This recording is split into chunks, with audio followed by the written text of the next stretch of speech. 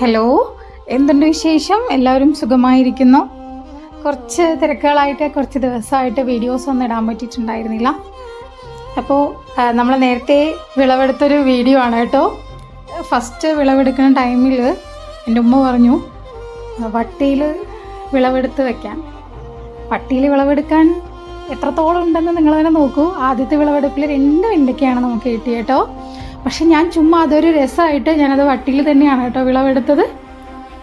അത് നമ്മൾ ഹൗസ് വാമിൻ്റെ ടൈമിൽ അരി കോരി വെക്കാനായിട്ട് വാങ്ങിയതായിരുന്നു ഈ വട്ടി. അപ്പോൾ ആ വട്ടിയിൽ നമ്മൾ വിളവെടുത്തു കേട്ടോ.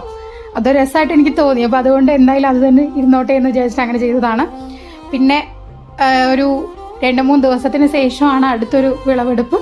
അതിലെനിക്ക് കുറച്ച് വെണ്ടയ്ക്ക കിട്ടിയിട്ടുണ്ടായിരുന്നേ. അപ്പോൾ ഭയങ്കര സന്തോഷം തോന്നി കേട്ടോ. വെണ്ടയ്ക്ക് മാത്രമല്ല, പച്ചമുളകും ഉണ്ടായിരുന്നേ. അപ്പോൾ നമ്മൾ നട്ട് വളർത്തിയ ചെടിയല്ലേ, ഞാൻ വിതച്ച് മീൻസ് ചെടിയാക്കിയതാണ്, അല്ലാതെ നമ്മൾ ചെടി വാങ്ങി വെച്ചതല്ല കേട്ടോ.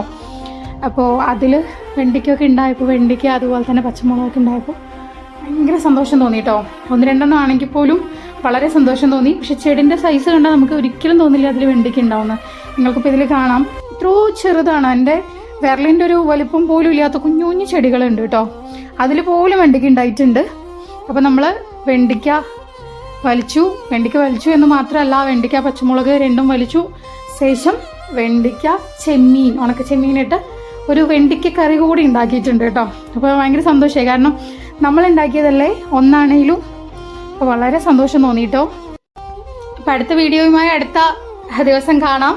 അപ്പോൾ എല്ലാവർക്കും നല്ലത് മാത്രം വരട്ടെ. ഒരുപാട് വീഡിയോസ് നമ്മൾ എടുത്ത് വെച്ചിട്ടുണ്ട്. സോ അതെല്ലാം തന്നെ ഉടനെ ഞാൻ അപ്ലോഡ് ചെയ്യുന്നതായിരിക്കും. ഒരുപാട് വിശേഷങ്ങൾ പറയാനായിട്ടുണ്ട്.